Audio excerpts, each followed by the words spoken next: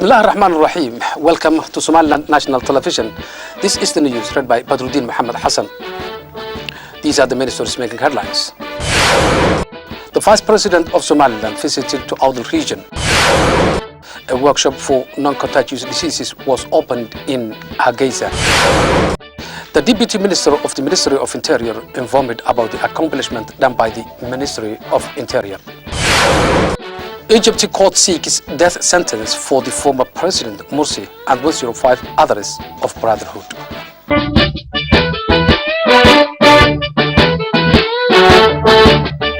The community of Dila district has warmly welcomed by the Vice President's delegation. The Vice President of Somaliland visited to Awdal region. The community of Dila district has warmly welcomed the Vice President's delegation.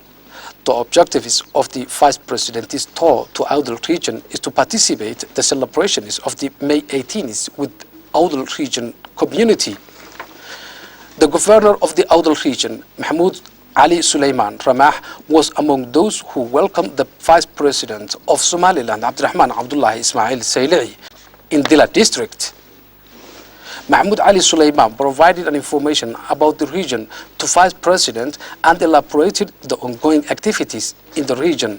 The Vice President of Somaliland, Abdurrahman Abdullah Ismail Sayli'i, spoke to the community of Dila district and he thanked to them for their warm welcome.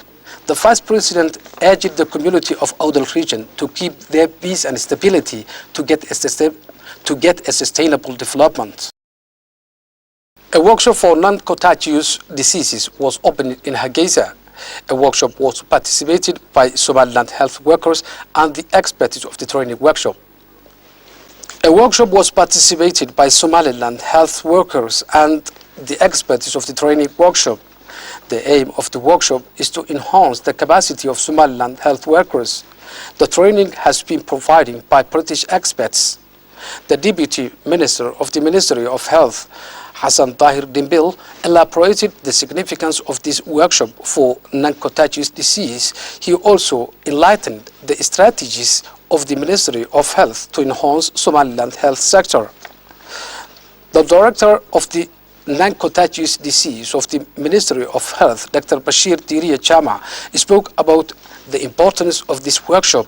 He also urged the participants to take the advantage of these workshops. The head of the HBA organization in Somaliland also spoke in the event while he explained the importance of this workshop for Somaliland health workers, and he stated, who are attending in this 5 or 6 days non-communicable disease training from the Sahel. We have done lot of, you guys have done lot of progress in the Sahel and Sahel program, in EPHS program. Now one of the components of this program is chronic disease management as well. In 2012's review, chronic disease management also, that review also asks us to address this issue. That's why we communicate with the PSC in UK. Now PSC, HPA and MOH jointly working to address this issue in the Sahel in pilot basis. So this is now we are, as Dr. Corin already told you, that this is the first training organizing to clinical officer, nurse and midwife right now, especially from the Sahel. You are the backbone of the Sahel program as well. So hope this pilot program will, as like other component of the EPHS component, we will be very successful in this non-communicable disease component as well in the Sahel. Hope this 5 days training, or I think 6 days, original idea was 6 days, but later we decided to go in the 5 days because Monday is the national holiday here. So 5 days training, you will learn a lot, and I request all of you to discuss more and more with the facilitators so that you don't have any problem to start the pilot activity in the Sahel. Dr. Karen, who is the trainer of this workshop, also spoke in the occasion, and she stated, welcome everyone to the first workshop for nurses and midwives and clinical officers about non-communicable diseases in Somaliland. Non-communicable diseases are now a global problem and Somaliland is setting an example for the rest of the world by organising training to address this problem.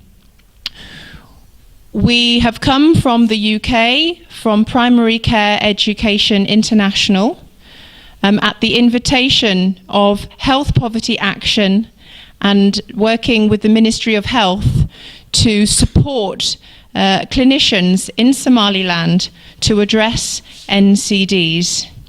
We look forward very much to continuing some partnership to help you take this forward in your country.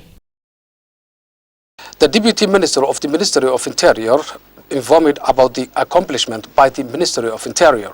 Speaking to SNL TV in his office in Hargeisa, the Deputy Minister of Interior Affairs informing about the latest progressive tasks done by his ministry for the nation in the past month. At the aspect of security and stability in the country, on the other hand, the Deputy Minister sent a message to Somaliland citizens to maintain the security at large, especially in May 18 celebrations. The Minister says we must protect our country from the enemy who are allowed to damage our national independence celebrations. The Community for Construction of Ergavo Road received funds from diaspora members in Europe.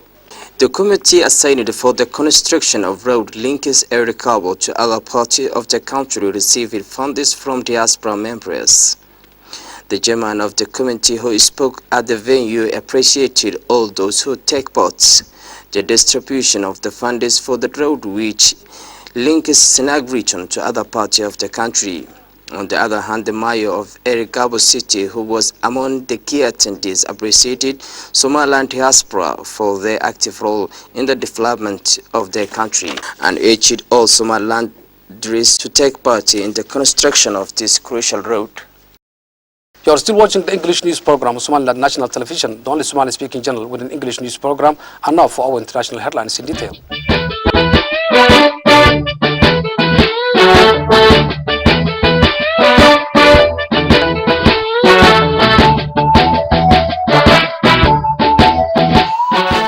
Egypt court seeks death sentence for the former President Morsi and 105 members of Brotherhood members.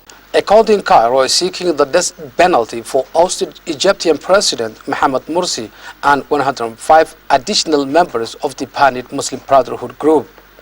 Karat al-Shatta, one of the movement's top leaders, is among those sentenced. They are being tried in connection with a mass prison break in 2011. Morsi, Egypt's first freely elected president, was deposed by then Army Chief Abdel Fattah al-Sisi in July 2013, following huge street protests against his policies. The Brotherhood instated under his rule was once more banned, with authorities arrested thousands of the movement's followers.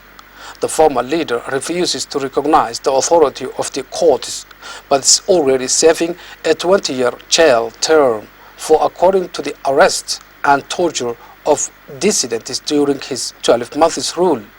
Supporters of Morsi claim the charges against him are politically motivated. Human Rights Watch labeled the trial process badly followed.